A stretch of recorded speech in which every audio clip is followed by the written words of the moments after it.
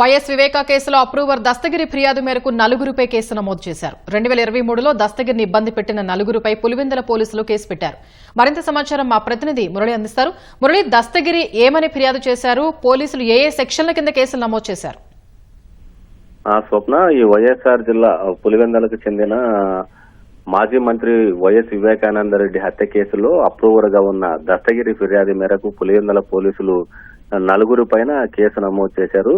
ప్రధానంగా 2023 అక్టోబర్ నుంచి 2024 ఫిబ్రవరి వరకు దస్తగిరి అట్రాసిటీ కేసులో రిమాండ్ ఖైదీగా కడప జైల్లో ఉన్నారు. ఆ సమయంలో అతన్ని అరెస్ట్ చేసే సమయంలో పోలీసు అధికారులు, వైసీపీ నాయకులు, అదేవిధంగా జైలు సూపరింటెండెంట్ వీరందరూ కలిసి పులివెందులకు చెందినటువంటి వైసీపీ నేతలకు మద్దతుగా మాట్లాడాలని, ఈ కేసుతో సంబంధం లేదు వైసీపీ నాయకులకని చెప్పించే విధంగా వీరందరూ బెదిరించినట్లు కూడా దస్తగిరి పోలీసులకు ఇచ్చినటువంటి ఫిర్యాదులో పేర్కొన్నారు. ప్రధానంగా చూసుకున్నట్లయితే 2023 అక్టోబర్లో ఎర్రగుంట్ల పోలీసులు అట్రాసిటీ కేసులో దస్తగిరిని అరెస్ట్ చేశారు.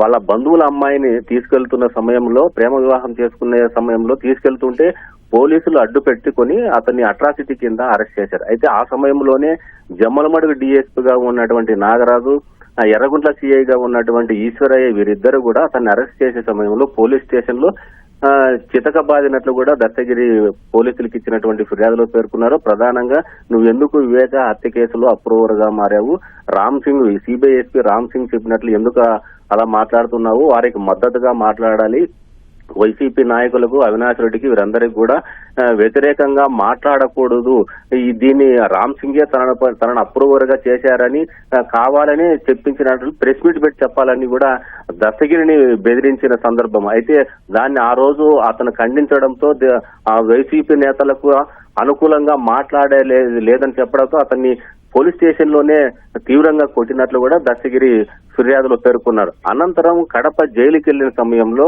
జైల్లో అప్పుడు సూపరింటెండెంట్ గా పనిచేసినటువంటి ప్రకాష్ కూడా పులివెందుల వైకాపా నాయకులు, అప్పుడు వైసీపీ గవర్నమెంట్ ఉన్న నేపథ్యంలో పులివెందుల వైసీపీ నాయకులకు అనుకూలంగా పనిచేయడం, ఇతన్ని దాదాపు వారం రోజుల పాటు చీకటి గదిలోనే బంధించినట్లు కూడా దస్తగిరి ఫిర్యాదులు పేర్కొన్నారు. అదేవిధంగా 2023 నవంబర్లో కడప జైల్లో వైద్య శిబిరం ఏర్పాటు చేసేందుకు వివేక కేసులో 5వ నిందితుడిగా ఉన్నటువంటి దేవిరెడ్డి శివశంకర్ రెడ్డి కుమారుడు డాక్టర్ చైతన్య రెడ్డి జైలుకు వచ్చాడు. అక్కడ వైద్య శిబిరం పేరుతో ఈ ఎస్ఆర్కే బ్యారకులో ఉన్నటువంటి దస్తగిరి దగ్గరికి వెళ్లి అతన్ని బెదిరించడం, రామ్ సింగ్ వ్యతిరేకంగా సాక్ష్యం చెప్పాలి, వైసీపీ నేతలకు అనుకూలంగా మాట్లాడాలి, అవినాష్ రెడ్డి, భాస్కర్ రెడ్డి వీరందరూ బయటపడే విధంగా నువ్వు కోర్టులో కూడా సాక్ష్యం చెప్పాలి, లేకుంటే నేను చంపుతామని కూడా డాక్టర్ చైతన్య రెడ్డి బెదిరించినాడు.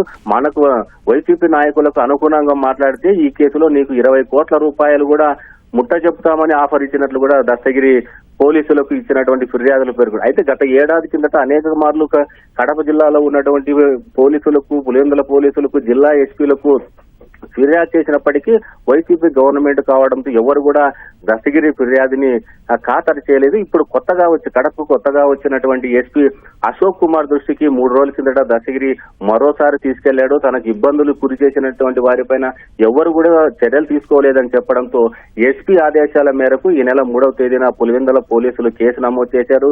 సెక్షన్ 506, 303 కింద ఈ నలుగురు పైన కేసులు నమోదు చేశారు. A1 గా వివేక హత్య కేసులో 5వ నిందితుడిగా ఉన్నటువంటి దేవిరెడ్డి శివశంకర్ రెడ్డి కుమారుడు డాక్టర్ చైతన్య రెడ్డి, A2గా గతంలో జమ్మలమడుగు డిఎస్పీగా, ప్రస్తుతం ఏఎస్పీగా పనిచేస్తున్నటువంటి నాగరాజు, అదేవిధంగా A3 కింద ఎర్రగుంట్ల సిఐ ఈశ్వరయ్య, A4 కింద ప్రకాష్ జైలు సూపరింటెండెంట్, ఇప్పుడు ప్రస్తుతం ఆయన నెల్లూరు జైల్లో పనిచేస్తున్నారు. వీళ్ళ నలుగురి పైన కూడా కేసులు నమోదే. దీనిపైన పూర్తి స్థాయిలో విచారణ కూడా ప్రారంభమయ్యేటువంటి అవకాశం ఉంది. స్వప్న, ధన్యవాదాలు మురళి.